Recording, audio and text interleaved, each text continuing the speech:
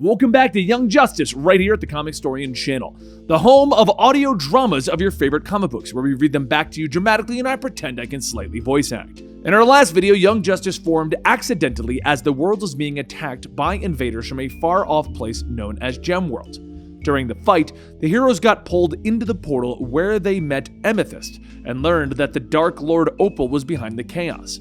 After defeating Opal, the rulers of Gemworld found the young heroes' pretense to be offending and threw them into the multiversal portal. Now Young Justice floats through the different dimensions, hoping to return to their Earth. And if you enjoy this video, please consider giving it a like, subscribing to our channel, and don't forget to check out our Patreon, patreon.com/comicstorian, for early access and ways that you can support us during these tough times.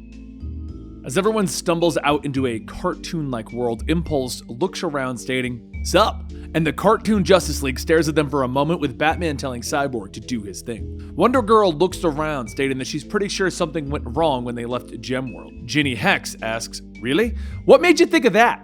Impulse jumps to his feet, yelling that they could just eat them up, and Robin tells him, "Please, we don't want the inhabitants of any dimension thinking that we're going to eat them, Impulse." Bart stops. "Nope, I'm gonna eat them. They're gonna be living in my belly soon." Cyborg hits a button on his wrist and suddenly everyone teleports away. Wonder Woman asks, "What the hell was that?" And Batman says, "Doesn't matter, they should be home now." But Cyborg stops him. "They're somewhere all right." And Batman asks, "Did you not send them home?" Cyborg shrugs. "I didn't know which multiverse they were from. Everyone just said get them out of here. Next time be more specific, Batman." As everyone falls out of another portal, Bart sits up, yelling, "No way! Stop it!" Captain Carrot welcomes everyone, stating, "Good tidings, travelers from the multiverse. I'm Captain Carrot, and this is the League of Shadows, Zoo Crew. It's one of them for sure." After Ginny, Hex, and Teen Lantern have a good scream at the anthropomorphic animals that are superheroes, Wonder Girl covers their mouths, stating, "We are Young Justice, and we seem to have interdimensional issues, and we're just trying to go home." Pig Iron flies up, stating, "I got just the thing for this. Be right back." Captain Carrot then yells, "I know this is weird. Smelly, fleshy, smally, paunchy, smelly looking. You have a dupe, Superman in your world, right? Chubby guy in blue tights?" But before Robin could even ask, Pig Iron returns with a giant mallet, telling everyone, "Do not panic. This is going to get everyone home lickety-split. Introducing the multiverse mallet." Jenny shouts, asking, "What the heck is even happening anymore?" Robin asks if they're going to hit them with a big hammer, and that's supposed to get them back home. But as the multiverse mallet charges up, Pig Iron yells, "I bid you farewell. I hereby cast you out. Go home to whence you where you came." Soon everyone is zapped into another portal, and Impulse sits up, stating, "Meh." Wonder Girl says that at least they fell outside of the Hall of Justice, but are they in their world? Robin tells Impulse to go have a look, and within a second, Impulse returns, stating, "I am never going to forgive anyone for not leaving me with Captain Carrot, where I clearly belong." But yeah, things look normal. Normal people, normal, dumb-looking people, and it's quiet. Too quiet, no joke. Just then a group of people see the heroes and they yell, "You got shaballs!" And they run away. Impulse says, "Thank you? Was that a compliment?" Superboy tells everyone that they need to get away from this place and figure out what's going on. So they fly up to a building, with Robin telling Teen Lantern to check the news. See if there's any superhero that they can reach out to. Maybe there's a Superman. Teen Lantern taps away at her tablet, stating, "Yep, there is." And Impulse looks at the image, stating that Superman is looking a bit distinguished. Robin says look up to see the worst thing that Luthor or Joker has done. And then a voice asks, "Why? So that you can top it?" Everyone looks up to see a much older Superman, Wonder Woman, Green Lantern, Owlman, and Power Girl floating there. Superman says, "I know it's the point, but the protest shirt is in bad taste." Superman looks down at Superboy as Superboy realizes, oh no, I'm not in protest. I'm an L, lowercase L. I'm a clone of Superman and Lex Luthor, and Superman asks, "A clone of what?" His eyes glow red and he tells Superboy, "You're going to have to repeat that." Wonder Girl then yells, Wait, hi, Wonder Woman, right? I'm Wonder Girl, kind of your cousin. Easy fix to this whole communication thing. Lasso of truth, does it work?" So after Green Lantern imprisons everyone, Wonder Woman wraps the lasso around Wonder Girl, and she explains everything that has happened up to that point. Wonder Woman says, "Wow." And Wonder Girl tells her, "Right? It's been a rough couple of days." And Wonder Woman tells her, "No. Wow, as in you did not need to go into that much detail." As they get out, Teen Lantern goes back to her tablet and quietly says that they wanted to know what was different in this world, right? Well, check it out. Everyone huddles around the tablet and on it the image of this world's Superman standing over the body of Shazam. Robin turns back to this world's heroes and he says, "We would, just like to go home. Please, like now." But as Superman begins to tell them that they're going to have to come with him, a voice calls out, telling him he should prepare for his moment of judgment. A group of costumed vigilantes fall out of the sky and the leader yells that they are the sons and daughters of the Bat. "Surrender now!" Robin sighs, asking, why did it have to be bats? A few moments later, after helping the heroes deal with the vigilantes, Robin again asks if there's any way that they could send him home, and a short while later, Dr. Fate says that he had the multiversal map here somewhere. "Oh, here it is. This is so exciting. Okay, here's your Earth. Yep, the one with all the crises. Crises? Anyway, when you kids get back, tell the elders to keep an eye on their transient scale. Also, hold on, what is in that trunk?" Ginny tells him that it belongs to her, and after a quick glance, Fate says that the energy's coming out of it. I can pretty much guarantee that it is not true. Fate opens up the trunk, and after a few seconds, his eyes widen. He slams it shut, and he says, "Let's get this and the kids the hell out of here. Now, please, because this damn well doesn't belong here."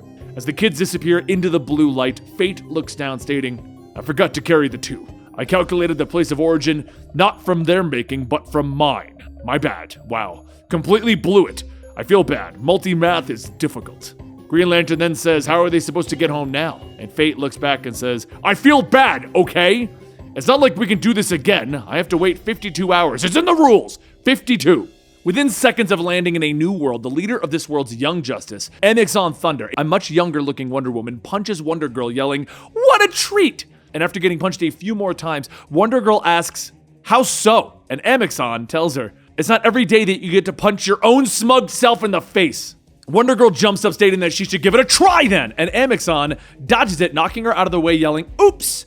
Ginny and Amethyst watch from the street, with Ginny stating that the fact that there are two Wonder Girls means that they are not in the right place. They have to get off the streets and watch out!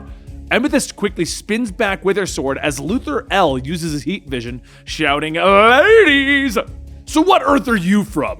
Just curious. Oh, do you have a multiversal map? If you have one, you should give it up so you can, live. Superboy flies in, punching Luthor L away, telling him, "Shush." They crash landed here, and there's already a fight. Nice. Amazon then kicks Superboy, stating that there is a multiverse. And what's that? Couldn't hear you over my foot in your face. Superboy rockets into a building, stating that they shouldn't have done that, because now he doesn't have to hold back. And it's been a while. As he fights the shadow version of himself, and after getting a few punches in, this world's Robin jumps back asking, "What's your name?" Robin spits out blood, asking, "Isn't it the same?" Red Robin. And this world's Robin says, "Yeah, sounds about right. My name is Drake, one of the most dangerous birds." Robin grabs his staff, and before swinging, he stops, stating, "That is good." Drake tells him, "Thanks. Anyway, take off the belt and hand it over." Robin looks back, asking if that's a gun. And Drake starts to shoot, telling him, "Rubber bullets, honest!" Just as the bullets are about to hit, Robin is pulled away. And Impulse asks if he saw the evil version of himself. Sheesh! Robin tells him no, he was too busy being shot in the face. They need to find a way to stop evil Drake. Impulse then stops, asking, "That's what the evil version of yourself calls himself?"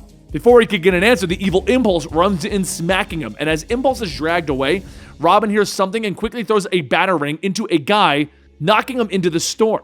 The guy falls back into the stand of snacks, yelling, "Please don't kill me!" And Robin tells him he won't. Just answer the questions openly and honestly, and they can both walk out of this in one piece. But that's when the man smiles, and he snaps his fingers. Suddenly, there are more sounds of snapping, and everyone gets up snapping their fingers. Robin jumps out of the store, asking if any of them would happen to have a multiversal map. He then begins to fight off the thugs, and soon their numbers begin to overwhelm him, and one manages to get a clean shot to the back of his head. He begins muffling as he tries to talk with his face in the ground. And suddenly, Batwoman appears, shouting that she told them never to come to this part of the city. Batwoman parks her bike, and the thugs run in fear, and she asks, "Drake, do you seriously want another gang war with the Snaps?" And Robin pauses for a moment, asking, "Stephanie?" Stephanie Brown stares, and Robin holds up his hand, stating that he is Tim Drake. Just not the one that lives on this Earth. Back on his Earth, they're in an intense relationship. She's all that he can think about. Every second that he's stuck in this multiversal maze, it feels like 10 steps backwards, and all he wants to do is get back home to her.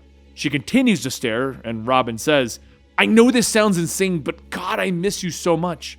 She smiles as she takes off her helmet, stating that he has no idea how insane, because she just found out that. But just then Impulse yells, "Meep meep!" and he cracks Stephanie in the back of the head. Impulse stops, stating, Drake! You should call yourself Drake from now on. Wait, was that person evil? But yeah, Drake sounds totally cooler, Tim. Robin asks if they can talk about his name when they get back to Earth, please. And Ginny watches as Teen Lantern flies through, avoiding hits from her evil twin, Hack, and then ducks as the two zoom by. Once the coast is clear, Ginny sneaks off to her truck to open up the trunk, and that's when a voice says that they have a quick question. She looks back at her twin with blonde hair and an eye patch, and Hex asks if the trunk is full of all those goodies. Ginny stares down at the barrel of Hex's gun, and she says that the trunk belongs to her. And Hex pulls the trigger, asking, "You won't bet?" Back up in the sky, Teen Lantern and Hack clash, and Hack shouts that she wants that glove. "Give me that tech!" Teen Lantern tells her, "Nuh-uh," and punches back, knocking her out. As Hack falls out of the sky, Teen Lantern sighs, stating that she has to save her, huh? Teen Lantern creates a construct hand to catch Hack, but Hack quickly jumps back, attacking, and Teen Lantern asks, "Why are you trying to murder my face?" Hack yells that she just wants that tech, since she knows that no one is just going to hand something like that over. They're gonna fight. Hack lunges as Teen Lantern puts up a shield and green electricity begins to spark. Hack asks her what's going on, and Teen Lantern asks, "How am I supposed to know?" Back over with Ginny. Hex, the evil Hex, pulls the trigger. And Teen Lantern rushes over to block the shot, which ricochets back, hitting Drake, the evil Red Robin. Teen Lantern then encases evil Hex and Drake, asking if they all have evil twins. What's up with the thing on Hack's arm? Drake then asks, "Hack's hack? We don't know anything about it. It isn't ours." And Hex asks if she stole that thing from Hack. It's hilarious. Teen Lantern then chucks the orb, stating, "All right, no help. So yeah, let's just get the heck out of here." Wait, where is everyone? Meanwhile, over at the Batcave, Stephanie says that she may have a way to get everyone back to their Earth. Impulse runs around the cave, grabbing a flash drive, asking, "What is this thing?" It says multiversal maps, but that can't be right. Stephanie says, yeah, a weird kid named Dr. Fate gave her the drive before Ultraman pulled her apart and fed her to Gorilla Grodd on livestream. Had no idea how to use it. Robin looks at the files on the evil Young Justice, stating that he can't just leave this place like this. Before they go, they're gonna have to put the evil Young Justice out of business. Back out on the streets, Ginny and Teen Lantern run away from Luthor L and Amixon, when suddenly Amixon flies ahead, stomping down on Teen Lantern. Ginny swerves, missing hitting them, and Luthor L flies up, stating, "Not so fast, little lady." Ginny sighs, stating, "Great, a super ass," and then steps on the gas. As Ginny gets closer, Superboy tackles into Luthor L, telling her she gets points for spirit, but there's nothing you could have done against him. Anyway, be right back.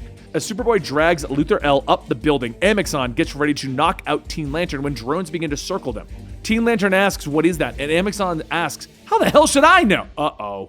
Robin, now taking the name Drake, leads the charge with Impulse, Amethyst, Wonder Girl, and Batwoman, yelling that it's time for some young justice. Wonder Girl laughs, stating that he almost sold her on that. While the big showdown begins, Ginny decides to open the trunk and take out what's inside. Evil Hex tells Amixon that she isn't sure Ginny here knows what she's got. They need to stop her before, but Ginny stands back up on her truck, holding a magical device, stating, "Yeah, I don't know what I got, but I'm about to find out." She pulls the trigger and dozens of Ginnies, big and small, start jumping out of a portal, opening fire on everyone. While the giant Ginny punches down on Luthor L, Superboy says, "There we go, ladies and gentlemen, Ginny Hex." With everyone distracted, Amethyst takes out her sword, striking Amixon from behind, asking, "Why don't I have an evil twin?" Not saying that this should be about me or anything. Amixon gets up, yelling that they need to shut the portal down before they— oh, crap. The evil Young Justice looks up at everyone, and soon the tables have turned on them with the help of the extra Ginnies. Once the bad guys are captured, people begin to come out of their buildings asking if it's over. Is it really over? Stephanie tells Drake that they just gave these people something that they never dared dream of having. And one of the kids asks, are they free of them? Awesome, let's kill them! Tim says, no, we won't be doing that. And the kid asks, can we take a vote on it? Wonder Girl tells Stephanie that they appreciate her help and all, but can they just go home? This place is terrible. So everyone heads to the Batcave, and Stephanie says, good thing that Ultraman was so obsessed with their Earth. While going through everything, he left instructions on how to get back to their specific Earth. As Stephanie turns on the machine, everyone disappears into a blue light and suddenly appear at Port Oswego, Oregon. Once that light fades, a young girl stands before them, and Wonder Girl says, please, Goddess Hera, let this be the right place. Amethyst introduces them to the young girl. The Superboy then asks, who are you? And that concludes the next 4 issues of Young Justice, bringing us through the multiverse of hell with an evil Young Justice and all kinds of cool stuff. If you want more Young Justice, please consider giving this video a like, and don't forget, you can also subscribe to the channel to see more videos coming out, DC-related, Marvel-related, movie-related, all that kinds of stuff. And if you want to support us during these tough times, consider going to our Patreon, get early access to our videos and unedited versions of our podcasts. Comicstorian, so patreon.com/Comicstorian. Either way, guys, thank you so much for your support. Thank you for watching this video. That alone is helping us out, and we'll see you next time right here.